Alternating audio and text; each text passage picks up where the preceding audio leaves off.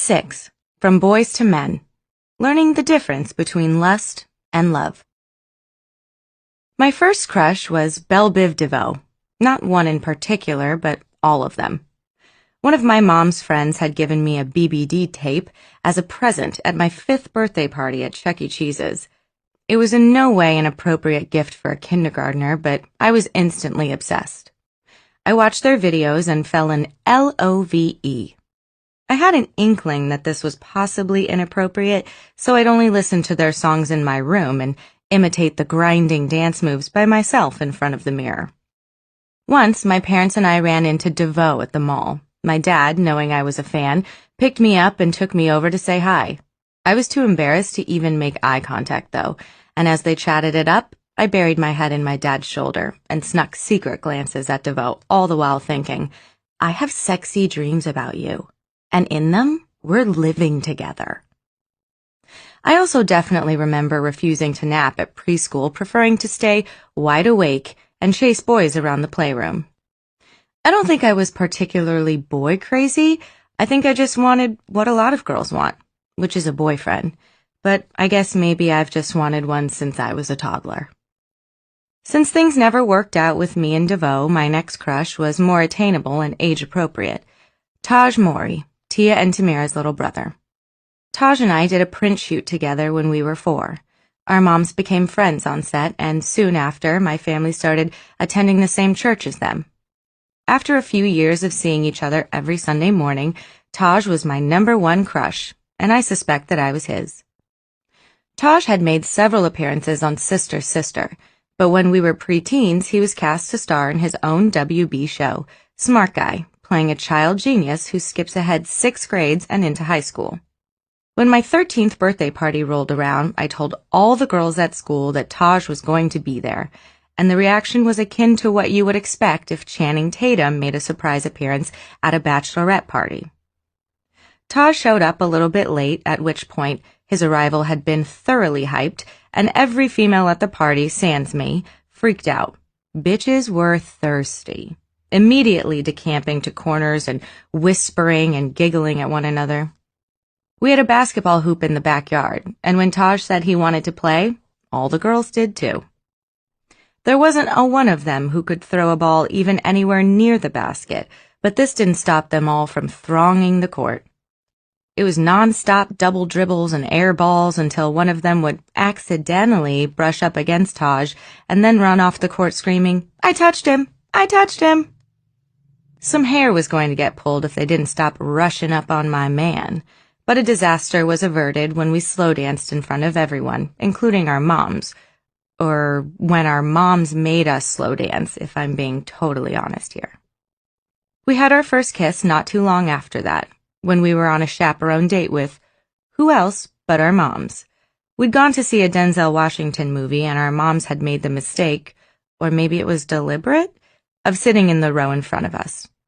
This left me and Taj free to hold hands behind their backs and even, gasp, make out?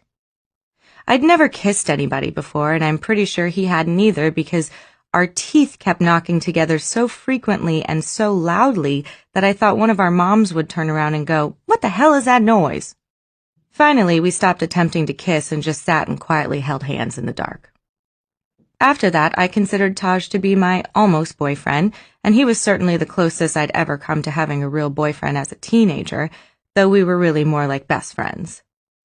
We had the same sense of humor and shared that actor's tendency to always be on, entertaining each other by dramatically re-singing every song we heard on the radio and adding tons of runs. I liked that he was a nice Christian boy, and we genuinely had fun whenever we were together, even though we rarely did more than awkwardly slobber on each other's faces and hold hands.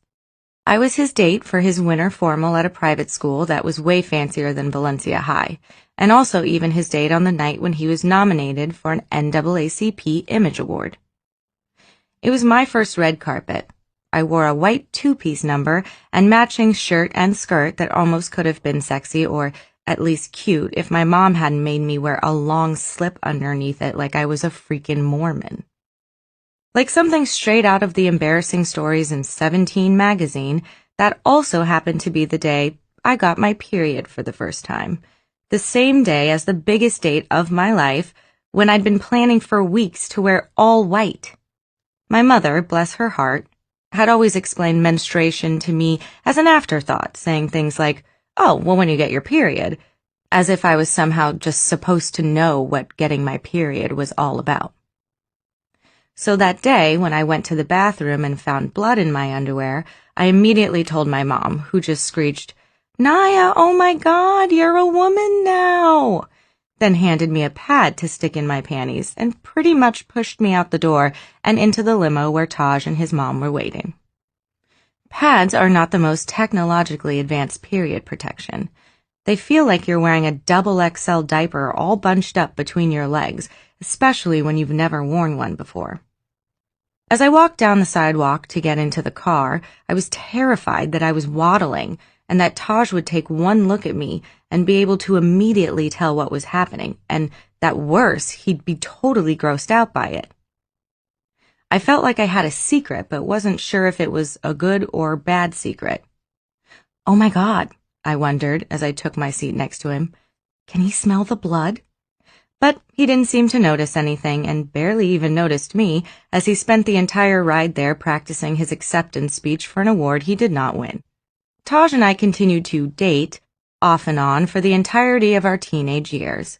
During one of our off periods, I lost my virginity to someone else. Taj later ended things once and for all by telling me he thought he needed to date someone more on his financial level. Dick. We're still friends. Losing it. One day, toward the end of high school, it seemed like I just woke up and none of my friends were virgins anymore. Taj and my whatever it was pretty much a sexless union, and there had never been anyone else who seemed worth having sex with. The senior who'd taken me to prom when I was a sophomore had tried to have sex with me that night after the dance, but I rightly turned him down. After all, he had a nose ring and was rumored to have once gotten a blowjob while sitting on the toilet, taking a shit. What a prince. Some of my friends had been doing it for a long time. Others professed to like having sex but love giving BJs. They'd just be like, "What? I like it." Whatever. I was sick of not being able to participate in these girl talk sessions and figured it was time to hand over my V-card. But who was going to be the lucky guy? There was one thing that I did know, though. This guy was not going to be special. As much as my friends claimed to just love having sex, I'd seen the same thing happen to all of them. They'd give it up to a guy they really liked, get dumped, and then spend the next 2 months blubbering and crying, "But he took my virginity, wah." I was damn certain that was not going to be me. One day, not long after high school graduation, I was working an afternoon shift at Abercrombie when my target came in, just shopping for sweatshirts. It was a guy I'd gone to junior high with and hadn't seen in years. He was half white, half black, somehow Mormon, and had morphed into a pretty hot dude since the last time I saw him in 8th grade. That's it, I thought. Good enough. We exchanged numbers and I hit him up a few days later. I don't think he had any idea what was coming. Pun intended. Mixed Mormon and I went on a few dates that weren't too bad but weren't too good either. I told my best friend Madison that I was going to lose my virginity. She was shocked. "What? Do you like him? Do you love him?" "No and no," I told her, and that was the whole point. One night, MM was at a friend's house playing video games, and I texted him that I was coming over. It was getting late, like 9 at night, and I drove myself and parked outside. I took a deep breath before I walked in, and if I could have high-fived myself, I would have.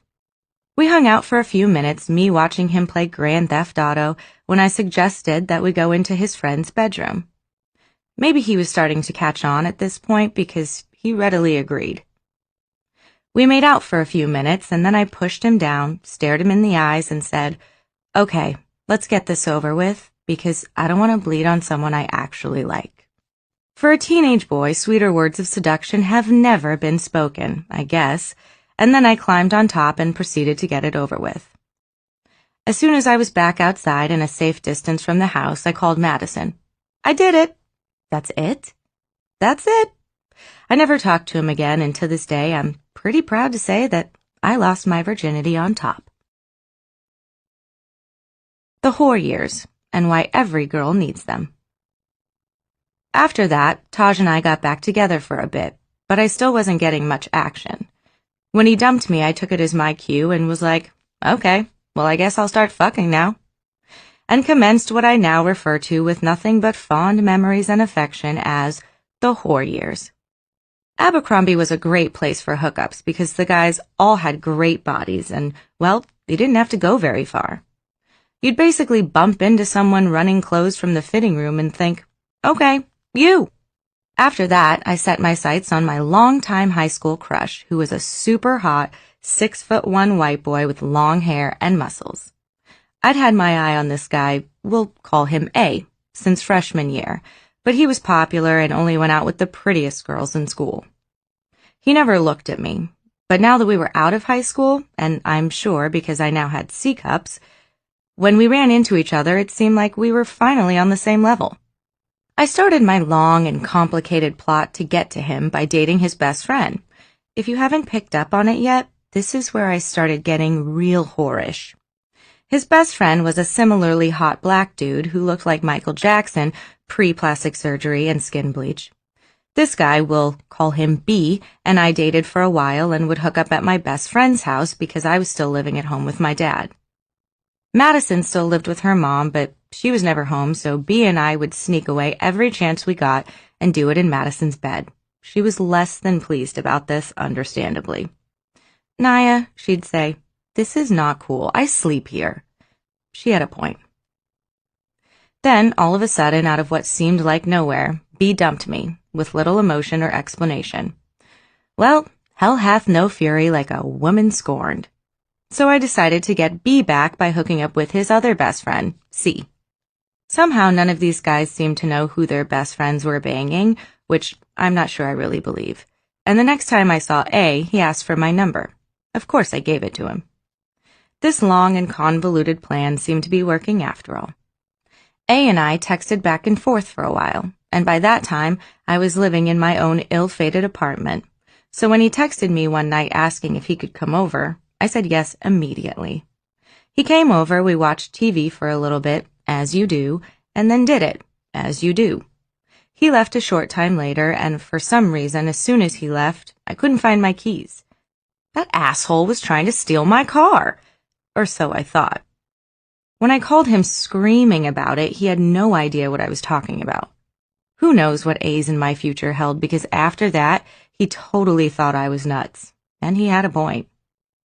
I later found the keys between the cushions of the couch, and my car was still parked right where I'd left it. I thought this was the end of my ABC adventure and lost contact with all of them for a few weeks, until one day my cell phone started to ring when my mom was over at my apartment making lunch with me. I didn't recognize the number, so I just hit answer and put it on speakerphone. Hello? Hi, said a male voice. Can I speak to the coach of the All-Star team? What? Can I speak to the coach of the All-Star team? I heard you're holding tryouts for new members. It began to dawn on me who was on the other end of the line and what was happening, and I hung up as quickly as I could. My mom was sitting there just looking at me like, what the fuck just happened? I had no choice but to tell her. This was right after she'd divorced my dad and was dating for the first time in almost 20 years, and we were really close. When I finished my story with, I'm really sorry I'm such a slut, she started cracking up. Before I could stop her, she grabbed the phone from me and hit the callback button. Hello, she said in her most sassy voice, as soon as the guy came on who had just called me picked up. No, this is the coach of the All-Star team, and we are not accepting new members. Then she hung up. By this point, she was laughing so hard that she had tears in her eyes, and I had crumpled over on the couch, unable to breathe.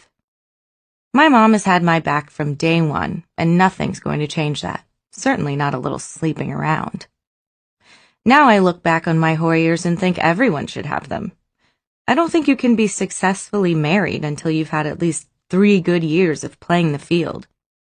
I'm not kidding.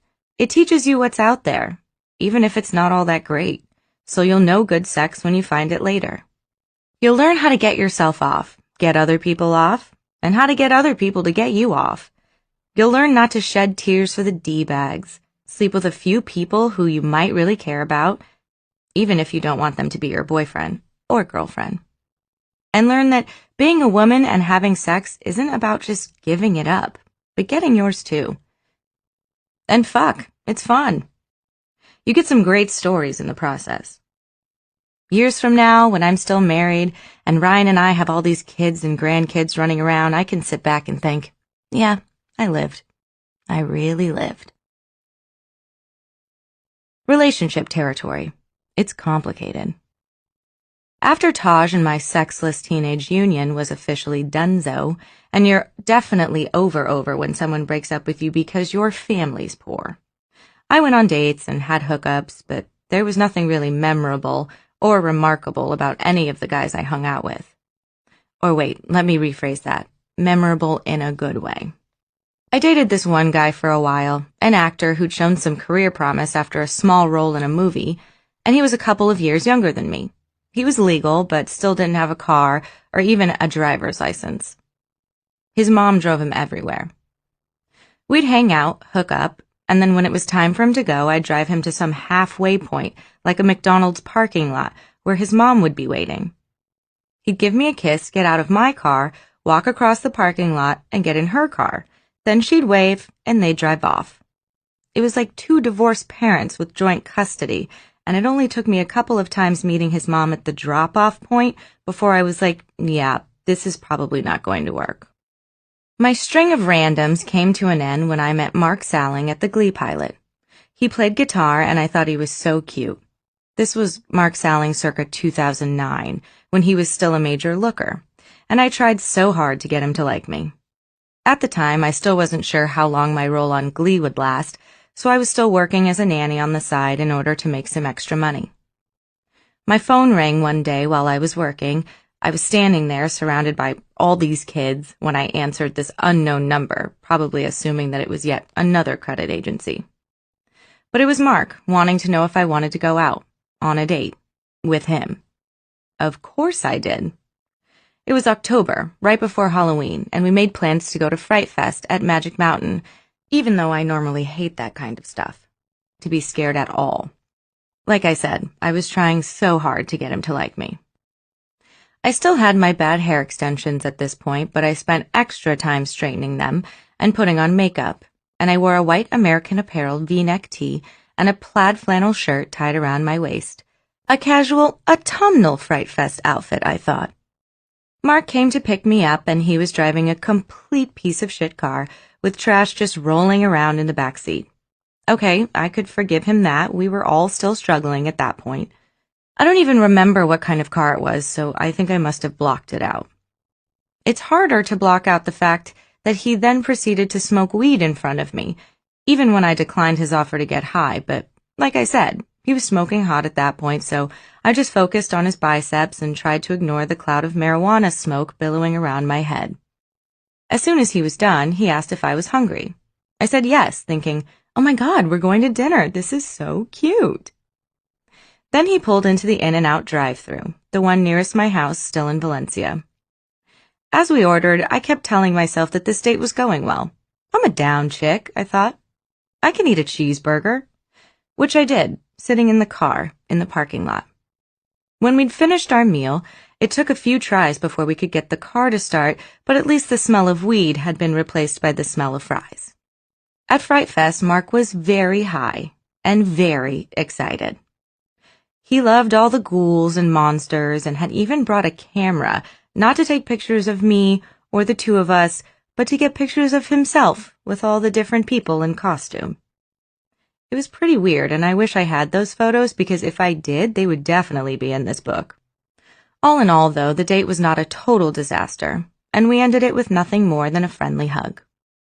A few weeks later, we kissed for the first time on the night that Obama was elected. I was watching the election results at home in Valencia with my dad, and when it looked like Obama really was going to win, I was totally overcome with patriotism and excitement and called Mark. What are you doing right now? He was celebrating at a bar in Santa Monica and was as enthusiastic as I was. Come and meet me, he yelled into the phone. I'm coming, I yelled back. Once we met up, we got drunk and made out, periodically taking breaks to yell, Can you believe this? Or, Yes, we can, and wipe tears of joy from our eyes. Then I spent the night at his house. After that, we somehow became boyfriend and girlfriend, and he told me he loved me just 4 weeks into us hanging out. This time he wasn't high on weed or political progress, but ecstasy. We were about to go out when he pulled out this pill and asked if I wanted to do it with him. At first I said no because I'd never done ecstasy before, but he finally convinced me to split it with him. As soon as I was done, he turned to me and said, Hey, so I'm just going to say this now because I'm probably going to say it later, but I love you. Then the car pulled up and off we went, before I even had time to really decide what to say back. Do I say that I love him? I wondered. No, because I don't. I was also intensely examining every emotion and physical feeling for some sign that the drug might be working. But it wasn't, and I still didn't know what to say, so finally I just said, Thank you? We went to the happy ending on Sunset, and Mark spent the entire night high as a kite, smiling his ass off, and I never felt a thing, except maybe a vague sense of paranoia and impending doom, but that might just be in hindsight. Mark and I went on to date for 3 years. During that time, we were either very much on or very much off, but he was my first real boyfriend. Woof. When things were good, they were great. He was from Texas, and I went home with him twice. Texas might as well have been a whole new world through the eyes of a California girl, but I loved it. We went to visit his grandma and stayed, just the two of us, at his family's creekside cabin. He'd play the guitar, and we'd lay in the sun and write songs and go fishing. We were that fucking retarded couple where I'd be like, Oh, baby, you caught me a bass. Glee was a new experience for both of us, so it was great to have a buddy to get through all the shit with, and being on set together was really fun when we weren't hating each other. Because Mark was one of the leads in the show, people started to recognize him long before they knew who I was. His star was on the rise, at least to hear him tell it, and so he explained to me the deal. His publicist thought it would be better for his image if he pretended to not have a girlfriend. If anyone asks, he said, I'm single. Fine, whatever. I agreed to that, though I had a feeling his pretending to be single had less to do with his publicist and more to do with his dick. A saner woman would have walked away from that relationship right then and there, but 2 things stopped me from doing so. 1, I was not a sane woman at that time in my life, and 2, to break up with Mark would mean I wouldn't have a reason to fight with him anymore. And I loved fighting with him. I was addicted to the drama. He's a moody fucking person, and whenever he'd get in a mood, I'd start feeling some type of way. I'd do something to push his buttons, which would make him withdraw even more and piss me off even more. I was constantly asking him if there were other girls, which, let's be honest, there totally were. But he would deny it, and then I'd demand to see his phone. And when he'd refuse, I'd try to get sneaky and grab it the second he let his guard down, all in the name of good, clean, unhealthy fun. The POS car he drove when we first started dating was pretty indicative of what Mark was like. There were a lot of areas of his life where he just did not give a fuck. Where he lived was another one of them. He had this apartment in a sketchy neighborhood. It was right next to a liquor store. The next-door neighbor's door was riddled with bullet holes, and if I ever had to park more than just a few feet away from his place, I'd lock my car and then run as quickly as I could. One time, we even came home and found that a homeless person had taken a giant shit right on his welcome mat. But Mark didn't care one bit, and didn't even move out of that place until season 3. But still, I was in love, or so I thought, and I'd be sleeping over at that shithole apartment, happy as a lark, thinking, I could live here if we were married. I could definitely fix it up. Oh, to be young and completely deranged. Once he was away on a trip, and word came back to me through other members of the cast that he had fucked some other girl. I'd always suspected such things had happened, but this was the first time someone had flat out said to me, Yo, he banged that chick. So I instantly was pissed. I called up Madison, my forever partner in crime, and we drove down to Mark's apartment while he was still out of town. We made a pit stop at the liquor store next door and bought dog food, Coca-Cola, eggs, and birdseed, and then dumped all that shit all over his car. I took video of it. He was still scheduled to be gone for a few more days, but by the time we were pulling away, the feral cats had already started to come meowing out of the alley and were jumping up onto the car to eat the food. And that's how I got my first media scandal. A sample headline from Us Weekly. Exclusive. Glee's Naya Rivera keyed Mark Salling's Lexus in jealous fit. Someone leaked it to the press but got all the details wrong. There were no keys involved, and he definitely did not have a Lexus. I never fully admitted it to anyone, but Mark knew it was me.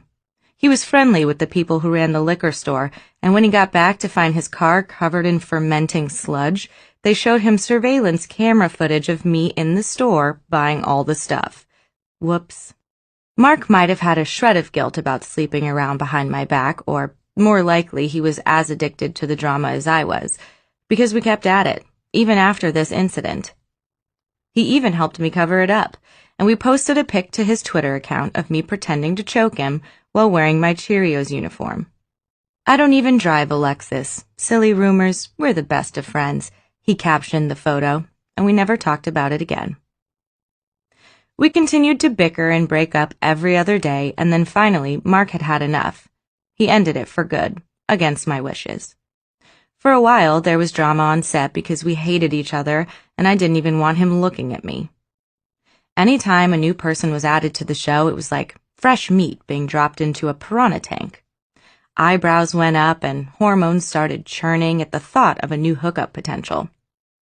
Lucky for me, Cord Overstreet joined the cast right after Mark and I were donezo, and the minute I saw him, it was like a light bulb went off.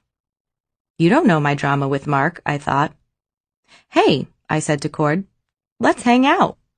Of course, it didn't take long at all for word of said drama to reach Cord, and he confronted me on set one day while at the same time trying to hide from Mark.